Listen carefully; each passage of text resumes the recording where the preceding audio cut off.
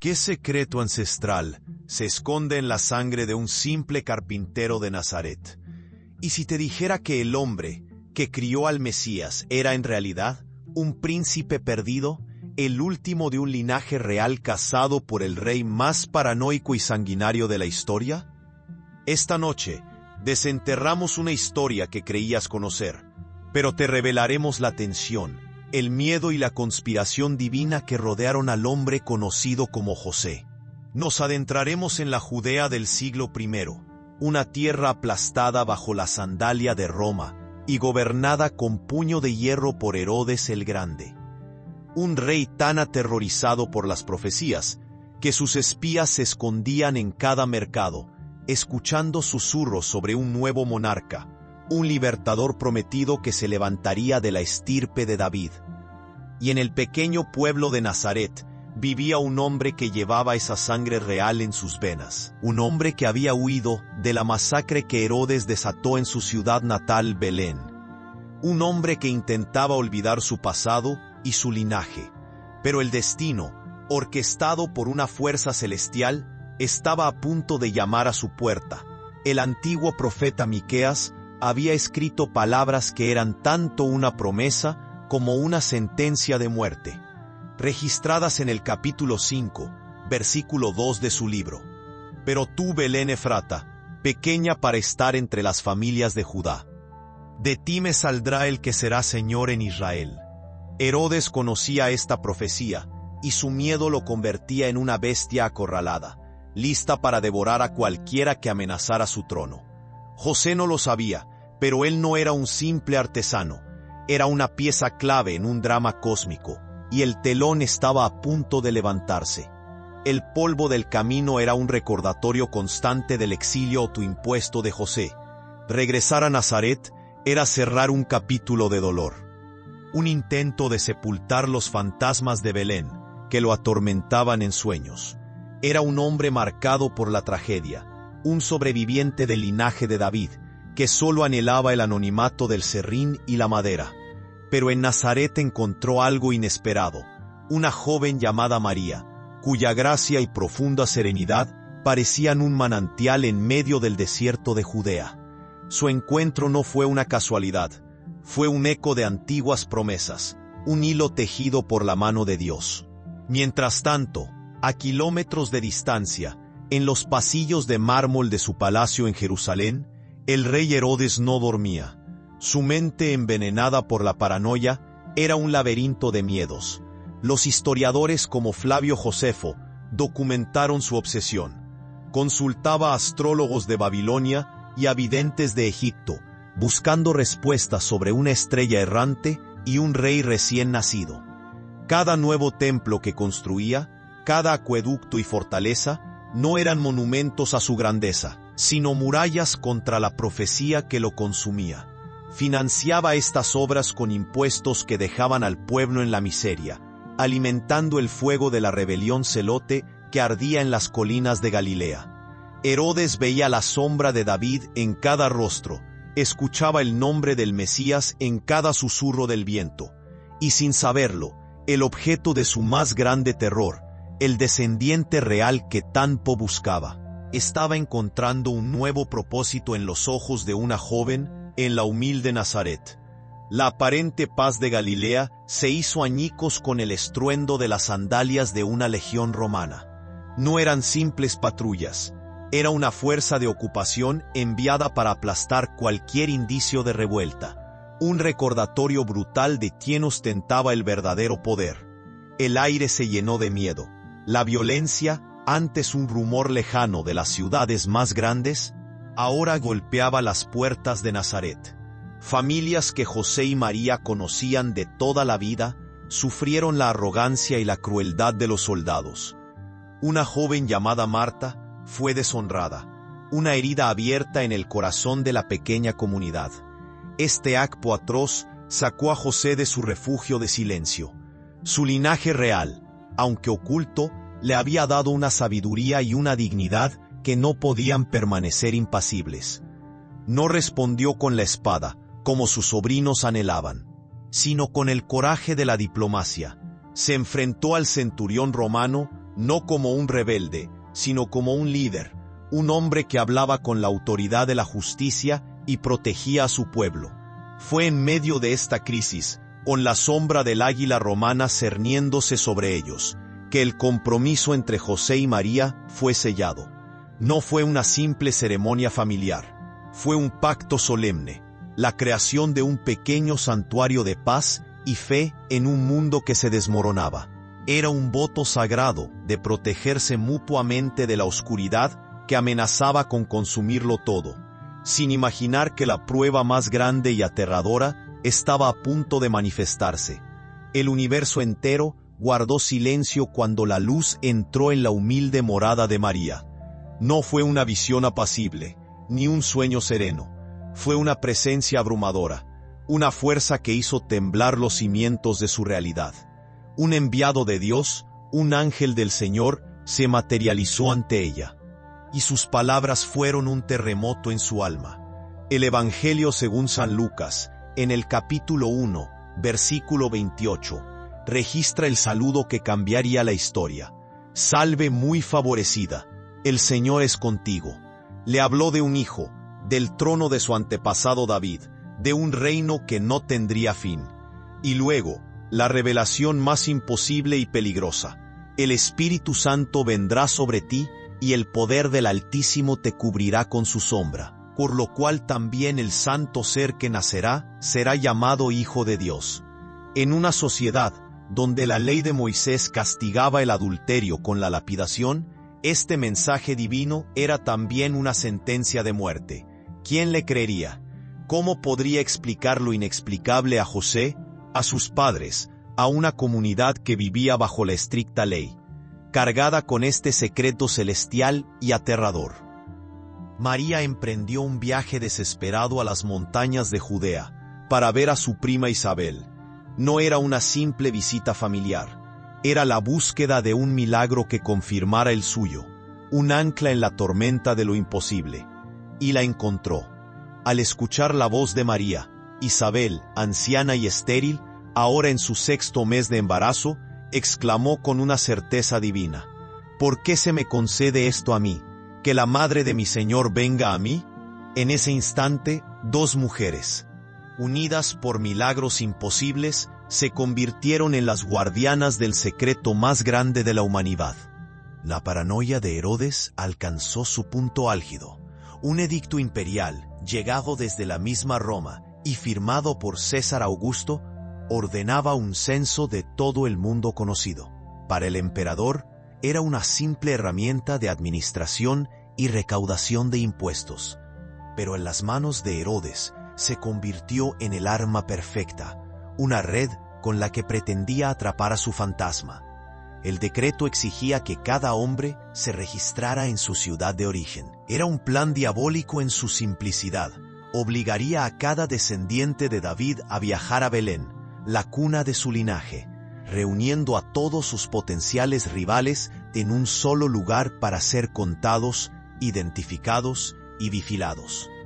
Cuando la noticia llegó a Nazaret, el corazón de José se heló.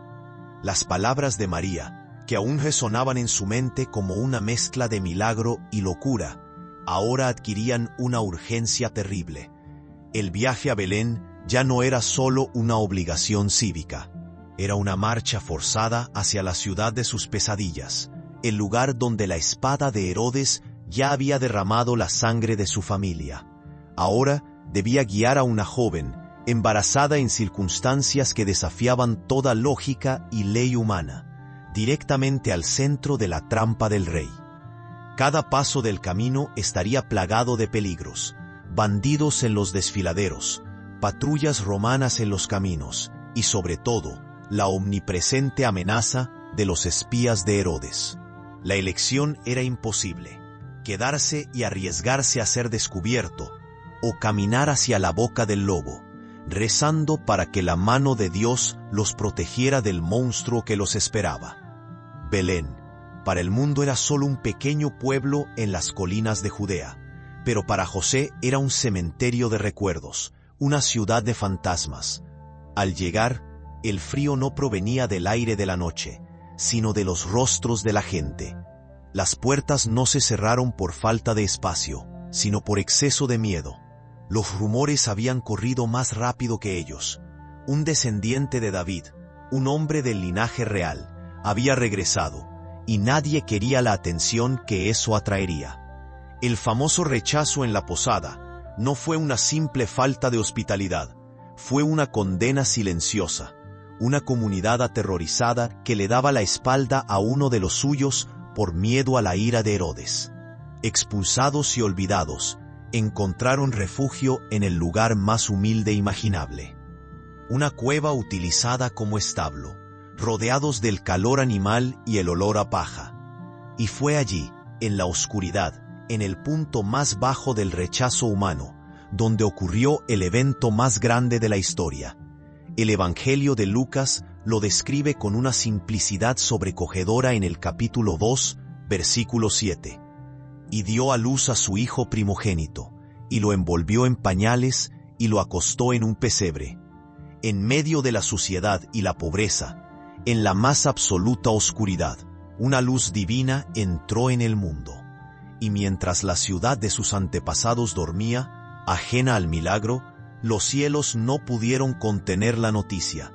Unos humildes pastores en los campos cercanos, hombres considerados parias por la sociedad, fueron los primeros en recibir el anuncio celestial.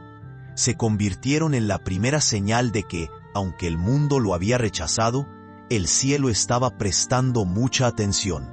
Mientras la luz nacía en la oscuridad de un establo, muy lejos, en el este, un grupo de sabios observaba los cielos. No eran simples reyes, sino astrónomos y eruditos de las cortes de Persia, hombres que leían el destino en el lenguaje de las estrellas. Durante meses habían rastreado una anomalía cósmica, un astro que no seguía las leyes celestiales conocidas.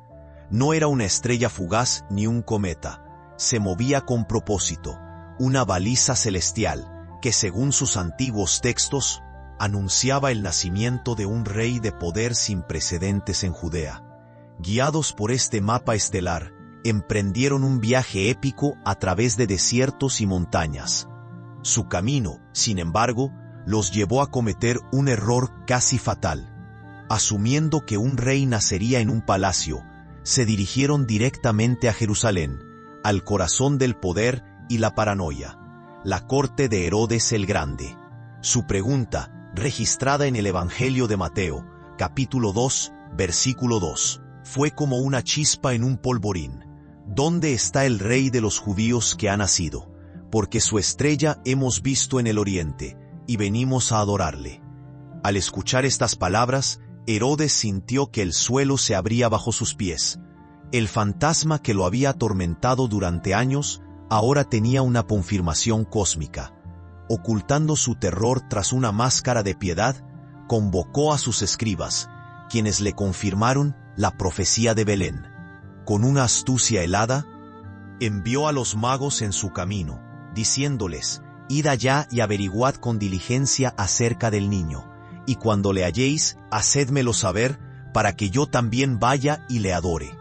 Los sabios se convirtieron sin saberlo en sus exploradores, enviados a localizar al niño para que la espada del rey pudiera terminar la misión. La noche se convirtió en un campo de batalla de susurros divinos y conspiraciones mortales. Tras encontrar al niño y ofrecerle sus dones proféticos de oro, incienso y mirra, fueron advertidos. Un sueño, una visión enviada por Dios, les reveló la intención asesina que se escondía en el corazón de Herodes. Desobedecieron al rey y, al amparo de la oscuridad, tomaron una ruta diferente para regresar a su tierra, dejando a Herodes esperando en su palacio, su paciencia convirtiéndose lentamente en una furia volcánica. Casi al mismo tiempo, un mensaje similar atravesó los sueños de José. El Evangelio de Mateo lo describe claramente en el capítulo 2, versículo 13. Un ángel del Señor apareció en sueños a José, y dijo: «Levántate y toma al niño y a su madre, y huye a Egipto». No era una sugerencia, era una orden desesperada. Comenzó una carrera frenética contra el amanecer. Mientras José, María y el niño Jesús escapaban por un camino, los soldados de Herodes galopaban por otro. Cuando el rey se dio cuenta de que había sido burlado por los magos, su paranoia explotó en un acto de brutalidad tan infame que resonaría a través de los siglos.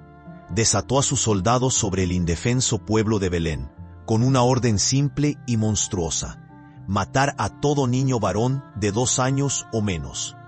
Los gritos de las madres rasgaron el silencio de la noche, una sinfonía de horror que se convirtió en el terrible precio de la supervivencia del Mesías. Mientras la Sagrada Familia huía hacia el desierto, dejaban tras de sí un pueblo ahogado en sangre, el testamento más oscuro de la locura de un rey que intentó asesinar a Dios. Egipto, una tierra de pirámides y dioses extraños, ahora era un refugio para la familia más buscada de Judea. Durante años vivieron como refugiados, exiliados en una tierra extranjera, ocultando su identidad y el destino del niño que crecía bajo el sol del Nilo. Fueron los años ocultos, un tiempo de silencio y preparación, donde Jesús aprendió las costumbres de otro pueblo, mientras José le enseñaba las tradiciones de sus padres.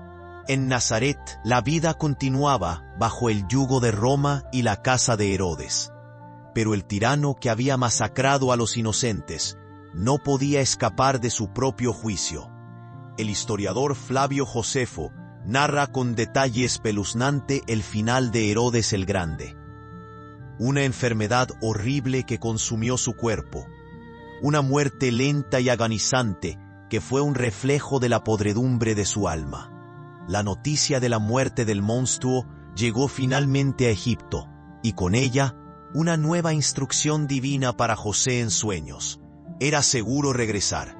Sin embargo, el viaje de vuelta no fue un regreso triunfal. Al llegar a las fronteras de Judea, José recibió noticias inquietantes.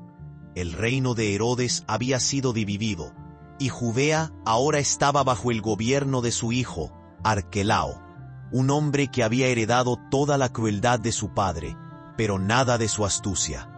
El peligro no había pasado, solo había cambiado de rostro. Belén seguía siendo una trampa mortal. Guiado una vez más por una advertencia divina, José desvió su camino. No regresaron al sur, a la tierra de Judá, sino al norte, a su antiguo hogar en el humilde pueblo de Nazaret, en Galilea. Cumpliendo así otra antigua profecía, habría de ser llamado Nazareno. De vuelta en el taller de Nazaret, el olor a madera de olivo y cedro llenaba el aire. La vida retomó un ritmo de normalidad, pero nada volvería a ser igual. José, el guardián de un secreto divino, enseñó a Jesús su oficio. Cada movimiento del cepillo, cada golpe del martillo, era una lección. No solo le enseñó a dar forma a la madera, sino que le impartió la sabiduría de un hombre justo, la integridad, la paciencia y la fuerza silenciosa que se encuentra en el trabajo honesto. Las manos que un día sanarían a los leprosos y multiplicarían los panes, aprendieron primero a sentir la veta de la madera, guiadas por el amor de su padre terrenal. Pero el velo de esta vida tranquila se rasgó durante un viaje a Jerusalén para la Pascua. Jesús, ahora con 12 años, desapareció en la multitud. Durante 3 días, el pánico consumió a María y a José. Lo buscaron frenéticamente, el mismo miedo que sintieron al huir de Herodes resurgiendo en sus corazones. Finalmente lo encontraron, no perdido, sino en el templo, sentado entre los doctores de la ley, escuchándolos y haciéndoles preguntas que los dejaban asombrados. La respuesta de Jesús a la angustia de su madre fue la primera revelación pública de su verdadera identidad. Según Lucas capítulo 2, versículo 49, dijo: ¿Por qué me buscabais? ¿No sabíais que en los asuntos de mi Padre me es necesario estar? En ese momento, José comprendió con una claridad aterradora y maravillosa que su misión estaba llegando a su fin. Había sido el protector, el maestro, el padre. Había cumplido su sagrado deber. Su vida posterior fue la de un hombre en paz, un centinela que había entregado su puesto. Su legado no está tallado en piedra, sino en el carácter del Hijo de Dios, a quien protegió de la oscuridad para que pudiera convertirse en la luz del mundo. La increíble saga de José, el carpintero real, es un poderoso testimonio de fe y propósito en medio del caos. Un hombre llamado a una tarea imposible: ser el padre terrenal del Hijo de Dios y protegerlo de las fuerzas más oscuras de este mundo. Su historia nos enseña que los héroes más grandes no siempre son los que empuñan una espada, sino los que responden con valentía y obediencia al llamado de Dios. Si esta travesía por los secretos de la vida de José ha impactado tu espíritu, ayúdanos a llevar esta luz a más personas. Dale un me gusta a este video y compártelo con tus amigos y familiares. Para no perderte ninguna de nuestras futuras exploraciones de las historias más profundas y ocultas de la Biblia, asegúrate de suscribirte al canal y activar la campana de notificaciones. Y ahora, queremos saber de ti. ¿Qué parte de la vida de José te inspira más? ¿Su valentía, su fe silenciosa o su increíble humildad? Deja tu opinión en la sección de comentarios. Leemos cada uno de ellos y tu perspectiva enriquece a toda esta comunidad.